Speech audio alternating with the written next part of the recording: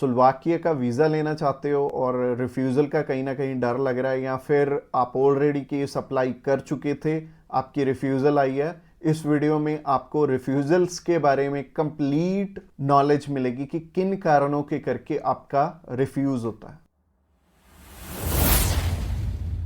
Subscribe कीजिए हमारे इस चैनल को और टूरिस्ट वीज़ा में आने वाले अपडेट्स के बारे में अप टू डेट रहिए।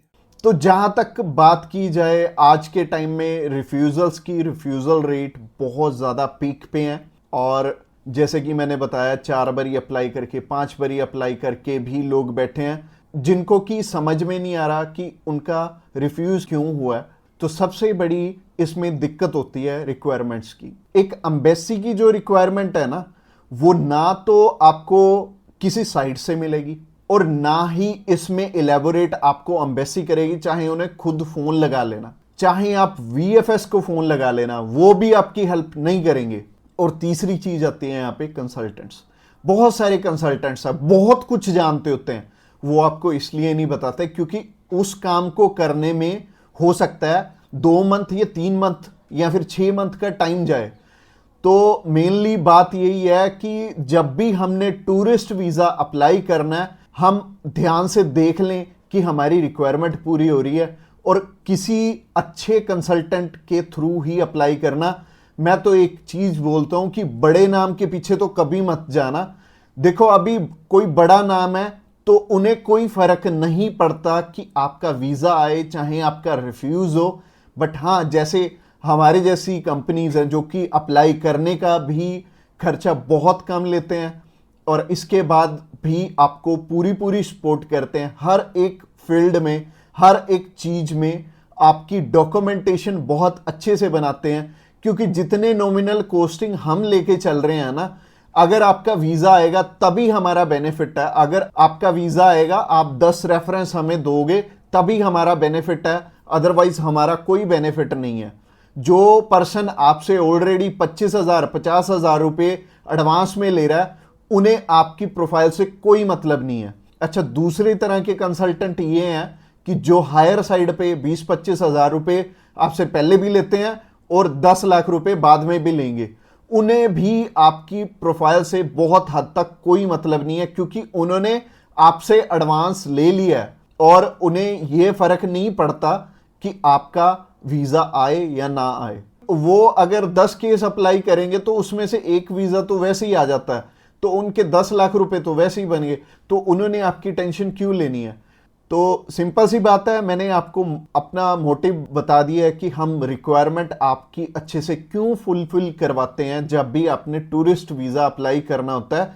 क्योंकि हमें आपसे बहुत कम पैसे मिलने हैं। अगर आपका वीजा नहीं आएगा, आपसे हमें रेफरेंस नहीं मिलेंगे, तो हमारा फायदा ही नहीं है इस काम में आने का। इसके अलावा पहला रीजन तो हो गया जो कि रिक्वायरमेंट के ऊपर है कि रिक्वायरमेंट अपनी बहुत अच्छे से समझ लेना और पूरी कर लेना, तभी वीजा अप्लाई करना। और दूसरा रीजन है कि आपके फाइनेंशियल डॉक्यूमेंट्स बहुत अच्छे से फुलफिल नहीं हुए होते। तो फाइनेंशियल डॉक्यूमेंट्स अगर अच्छे से पूरे नहीं होंगे तो एम्बेसी आपको वीजा, आप ही बताइए, कैसे देगी? उन्हें एक प्रॉपर प्रोफाइल चाहिए, उन्हें ऐसी प्रोफाइल चाहिए कि स्टेप बाय स्टेप आपके सारे डॉक्यूमेंट्स आपस में मैच कर रहे होने चाहिए। जैसे कि आपका जो ऑक्यूपेशन है, वहां से आपकी कितनी मंथली इनकम आ रही है और क्या वो उसी प्रोफेशन से इनकम आ रही है आपकी, और आपके फाइनेंशियल्स आपस में मैच कर रहे होने चाहिए, तभी आपका वीजा लगेगा।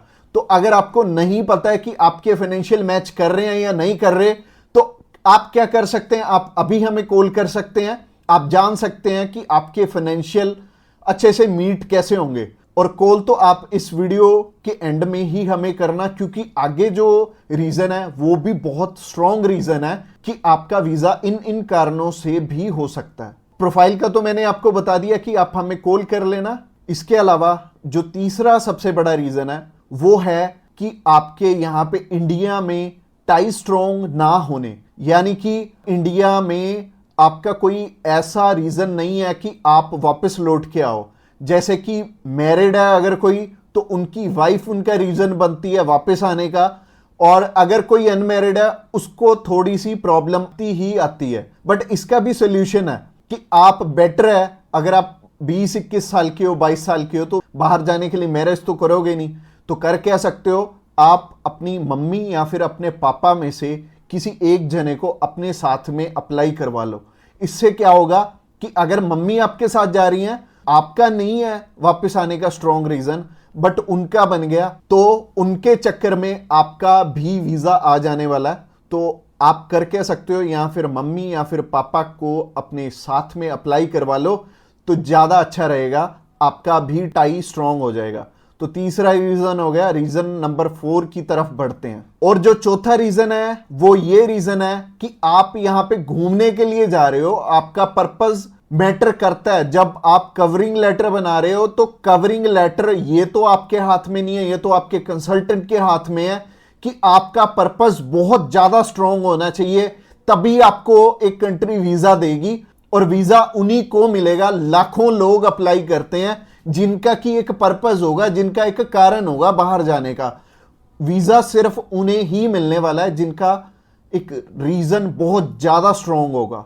तो रीजन बहुत ज्यादा आपका स्ट्रांग बनाएंगे अगर आप हमारे थ्रू अप्लाई करेंगे।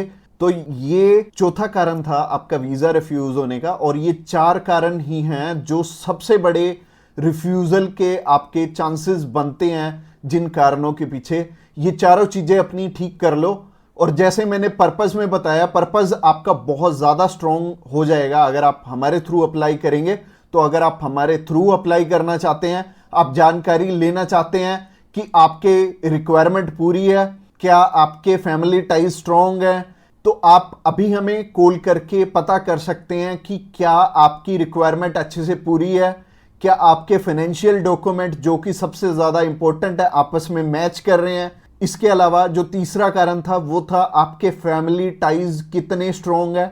इसके अलावा चौथा कारण है कि आपका पर्पस हम कितना स्ट्रांगली लगाएंगे। इसके ऊपर आपका वीजा डिपेंड करेगा। और वीजा चाहे आप फर्स्ट टाइम अप्लाई कर रहे हो, चाहे ऑलरेडी आपके एक रिफ्यूजल है, 2 है, 3 है, 4 है, जितनी मर्जी आपकी रिफ्यूजल्स हैं, मैटर नहीं करती। हमारे पास बहुत सारे लोग आते हैं, एक पर्सन का हमने अप्लाई करके दिया था और उनका टोटल 12 बार रिफ्यूज था, 13th टाइम उनका वीजा आया था। और मोस्टली लोग 1 बारी, 2 बारी, 3 बारी, तो बहुत सारे लोग रिफ्यूज होते हैं। कई लोग तो 4-4, 5-5, 6-6 बार रिफ्यूज होते हैं। इवन उन्हें ये नहीं पता लगता कि हम करें तो करें क्या। वीजा तो हमें लेना है, और लेना भी बिल्कुल सही मायने में है, एक्स्ट्रा पैसे देके नहीं लेना, एक बिल्कुल नॉमिनल चार्जेस में ही अप्लाई करवाना है किसी से। तो उस कारण में वो ट्रैवल हिस्ट्री वाली साइड भी जाते हैं। तो ट्रैवल हिस्ट्री वाली साइड मैं तो बिल्कुल नहीं बोलूँगा कि आपको ट्रैवल हिस्ट्री बनानी चाहिए, क्योंकि इस टाइम एयर टिकट्स ही इतनी महंगी हैं कि अगर आप एक कंट्री में भी ट्रैवल करते हैं तो आपका 70 से 80 हज़ार रुपये लग जाते हैं। इसके अलावा अगर आप 3-4 कंट्रीज में ट्रैवल कर लिए तो आपके 3-4 लाख रुपए खराब हो जाने वाले हैं। और जैसे कि मैंने आपको पर्पस वाली वीडियो में बताया था, 15 से 16 हज़ार रुपये में आप हमारे थ्रू अप्लाई कर लेंगे और आप कम से कम 3 लाख रुपए में अपना 20 बारी अप्लाई कर पाओगे। तो ट्रैवल हिस्ट्री पे बिल्कुल भी पैसे मत लगाना। इसके अलावा अगर आप हमें अभी कॉल करना चाहते हो, कॉल कर सकते हो नीचे दिए गए नंबर पे। और इसके अलावा आप हमें व्हाट्सएप पे भी मैसेज कर सकते हो। व्हाट्सएप पे मैसेज करने के लिए डिस्क्रिप्शन बॉक्स में लिंक है, उस लिंक पे क्लिक करते ही आप हमें मैसेज सेंड कर पाएंगे और हम भी आपकी inquiry as soon as possible हम लेने वाले हैं। और हमारी टीम्स ऑफ एक्सपर्ट्स हमेशा रेडी है और वो सारे टीम मेंबर्स को पर्सनली मैंने ही ट्रेंड किया हुआ है और आपकी हर एक ज़रूरत को वो समझेंगे और फिर उसी अकॉर्डिंग आपको गाइड करेंगे। और आपको बिल्कुल भी टेंशन नहीं लेनी, जब भी आपने वीज़ा अप्लाई करना है आप हमारे थ्रू ईजिली कर सकते हैं। अगली वीडियो हमारी सी टाइप के वीज़ा के ऊपर रहने वाली है कि सी कैटेगरी में बहुत सारे हमारे पास ऑप्शन होते हैं अलग अलग, जिनके थ्रू की वीज़ा अप्लाई करने में हमारा पर्पस बहुत स्ट्रॉन्ग हो जाता है। तो सी टाइप में जैसे कि बिजनेस वीज़ा हो गया, स्पोर्ट्स वीज़ा हो गया, कल्चर वीज़ा हो गया, मेडिकल वीज़ा हो गया, तो ये सारे वीज़ा के बारे में हम बात करने वाले हैं, जो कि हमारी नेक्स्ट वीडियो रहने वाली है। तो आपने क्या करना है, हमारी नेक्स्ट वीडियो को भी जरूर ध्यान से देखना। Thanks a lot for watching this video till the end, और मिलते हैं किसी बढ़िया सी वीडियो में नेक्स्ट टाइम।